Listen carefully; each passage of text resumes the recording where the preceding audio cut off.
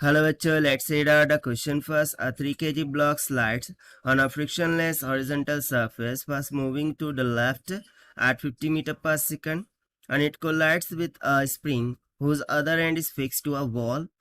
Compress the spring and is about to rest momentarily. So एक block है और negative x direction में move करता है 50 मीटर पर सेकंड से और जाकर के टकरा जाता है एक स्प्रिंग से जो कि वॉल से फिक्स्ड है, ठीक है, और इसे कंप्रेस होता है और फिर हमें ऐसा पता चलता है कि वो रेस्ट में आता है momentarily. Then it continues to accelerated toward the right by the force of compressed spring. और फिर जैसे ही स्प्रिंग कंप्रेस होंगी तो रिलैक्स भी तो होंगी. सो जैसे ही रिलैक्स होंगी वो उस पर ब्लॉक पर फोर्स लगाएंगी. सो ब्लॉक अब राइटवर्ड डायरेक्शन में मूव करने लग जाएगा with a speed of 40 meter per second. Okay, so the block acquires a final speed of 40 meter per second. It is in contact with the spring for 0.020 second. वो spring के साथ 0.020 second तक के contact में रहता है. So find what is the magnitude of spring average force on the block. So average force कितनी लग रही होंगी स्प्रिंग के द्वारा उस ब्लॉक पर, वह हमें कैलकुलेट करना है. तो देखिए इसको पहले डिस्कस कर लेते हैं कि लेट सपोज इस तरीके से ये वॉल है, उससे ये स्प्रिंग जुड़ी हुई है. इनिशियली जो ब्लॉक था वो लेफ्टवर्ड डायरेक्शन में जा रहा था, यानी कि माइनस का एक्स डायरेक्शन. तो उस टाइम पर उसकी वेलोसिटी क्या हो जाएंगी, माइनस ऑफ 50 आई कैप के इक्वल, ठीक है ना. अब जैसे स्प्रिंग कंप्रेस हुई तो कंप्रेशन करंट से वो उस पर एक फोर्स लगा रही होंगी, ठीक है ना, कंप्रेशन ऑफ स्प्रिंग करंट से. सो वो राइटवर्ड डायरेक्शन में जाने लगा विथ 40 मीटर पर सेकंड और पॉजिटिव एक्स डायरेक्शन में, इसलिए पॉजिटिव का 40 आई कैप उसकी वेलोसिटी हो जाएंगी. तो देखिए ये स्प्रिंग ने इस पर जो भी फोर्स लगाई होंगी उसे हम बोलते हैं एवरेज फोर्स. सो उसी का मान कैलकुलेट करना है. सो स्टार्ट करते हैं सोल्यूशन से.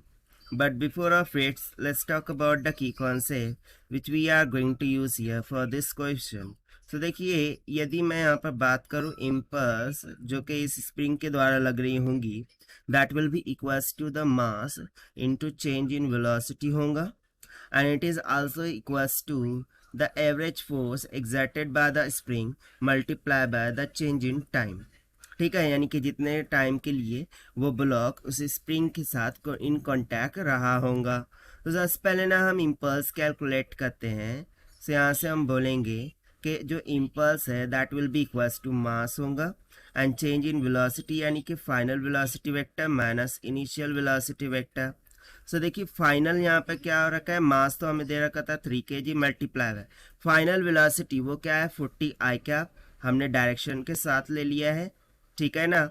अब माइनस और ये 50 का माइनस, सो माइनस माइनस क्या हो गया प्लस 50 ऑफ आई कैप के इक्वल. सो ये कितना निकल के आ जाएगा 3 into 90 of I cap which will comes out to be equals to 270 I cap newton second की इक्वल. सो ये तो आया है हमारे पास इम्पल्स, बट हमें क्या फाइंड करना था एवरेज फोर्स. सो हम इसी का सेकंड पार्ट क्या करते हैं इक्वेट करते हैं. सो यहाँ से हम बोल सकते हैं ना कि F average into the delta T this will be equals to the impulse. So impulse का सिर्फ यदि मैं मैग्नीट्यूड लूँ दैट इज 270 न्यूटन सेकंड, ठीक है. सो यहाँ से F average will be equals to क्या हो जाएगा 270 डिवाइडेड बाय डेल्टा टी. ना देखिए हमें दे रखा है वो कितने टाइम के लिए उसके कांटेक्ट में था 0.020 सेकंड और इनिशियली टाइम तो जीरो होगा. सो 0.020 सेकंड माइनस जीरो कितना आ जाएगा, उतना ही आ जाएगा.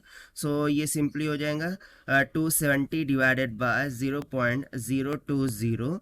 सो it will comes out equals to 13.5 into 10⁻³ और यूनिट क्या हो जाएंगी न्यूटन.